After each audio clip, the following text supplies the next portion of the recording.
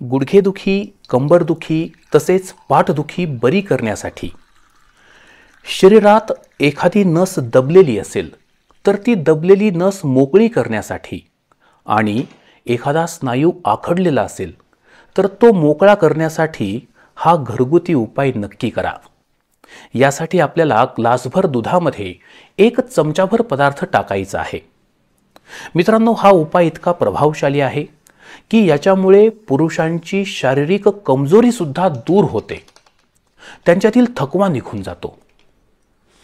सोबतच ज्यांना high BP म्हणजे हाय ब्लड प्रेशरचा त्रास आहे किंवा थायरॉइडचा प्रॉब्लेम आहे त्यांनी तर हा उपाय आवर्जून करावा। हाडांमधून जर कटकट असा आवाज येत असेल, शरीरात कॅल्शियमची कमतरता निर्माण झालेली असेल तरी सुद्धा हा उपाय कारगर आहे।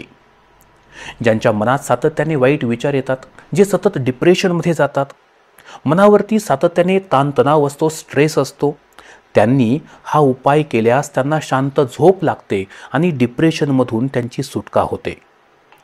अपुऱ्या झोपेमुळे किंवा टेन्शनमुळे जर तुमच्या डोळ्यांखाली काळी वर्तुळं आलेली असतील तर ही काळी वर्तुळं जाण्यासाठी सुद्धा तुम्ही हा एक उपयुक्त असा घरगुती आयुर्वेदिक उपाय करू शकता।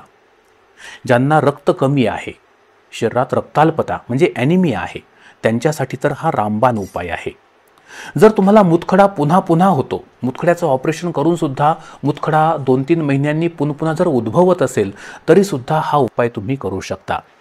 तर हा उपाय नक्की कसा करायचा आहे, याच्यासाठी आपण ग्लासभर दूध घेतलंय आणि हे ग्लासभर दूध तापवण्यासाठी ठेवलेलं आहे आणि त्याच्यामध्ये जो दुसरा पदार्थ आपल्याला टाकायचा आहे तो पदार्थ आहे खसखस। होय, खसखस।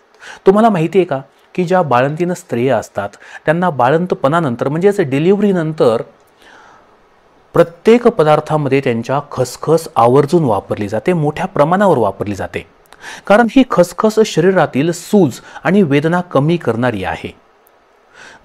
जी काही बाळंतीण स्त्री असते तिची कंबर, पाठ आणि तिचे एकूणच सर्व स्नायू पुन्हा बळकट बनवण्यासाठी ती मदत करते। साधारणतः डिलिव्हरीनंतर 2-3 आठवडे ही खसखस या स्त्रियांना दिली जाते आणि म्हणून ग्लासभर दुधामध्ये, आता हे दूध शक्यतो शेळीचं असेल तर अतिउत्तम आहे, नसेल तर तुम्ही गाईचं सुद्धा घेऊ शकता, तर ग्लासभर पाण्यामध्ये फक्त 1 चम्मच, छोटा चम्मच जर आपण ही खसखस टाकून हे दूध चांगलं उकळवून घेतलं, अगदी निम्मा ग्लास होईपर्यंत, अर्धा ग्लास होईपर्यंत आपण ते उकळवायचं आहे आणि उकळवल्यानंतर त्याला कोमट असताना सिपसिप करत, घोटघोट करत आपण हे दूध प्यायचं आहे। आता ही दूध पिण्याची जी वेळ आहे ही वेळ शक्यतो रात्री झोपताना आपण हे दूध सेवन करावं। आपलं रात्रीचं जेवण झालं की जेवणानंतर साधारणतः अर्धा-पाऊण तास ते 1 तास आपण गॅप ठेवा आणि रात्री झोपायच्या बरोबर आधी आपण हे दूध प्राशन करायचे। आठवड्यातून 2 ते 3 वेळा जर अशा प्रकारे आपण हे खसखसयुक्त दूध प्राशन केलं तर त्याच्यामुळे गुडघेदुखी, पाठदुखी, कंबरदुखी, आखडलेले स्नायू, दबलेली नस, डिप्रेशन, शारीरिक कमजोरी, हाय बीपी, थायरॉइड असे सर्वच्या सर्व प्रॉब्लेम्स निकाली निघतात। शरीरामध्ये कॅल्शियम वाढू लागतं, कॅल्शियमची कमतरता दूर होते, रक्ताल्पता दूर होते, झोप येत नसेल, सातत्याने मनात वाईट विचार येत असेल तर ही समस्या दूर होते। असे अनेक फायदे आहेत। मित्रांनो, ज्यांना हाय बीपी आणि थायरॉइडचा त्रास आहे त्यांनी दुधासोबत या खसखसच्या बिया न घेता त्या पाण्यासोबत घ्याव्या।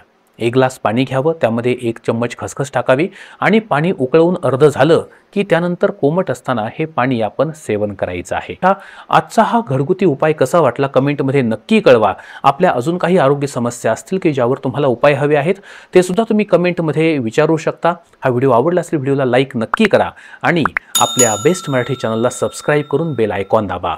धन्यवाद, थँक्यू।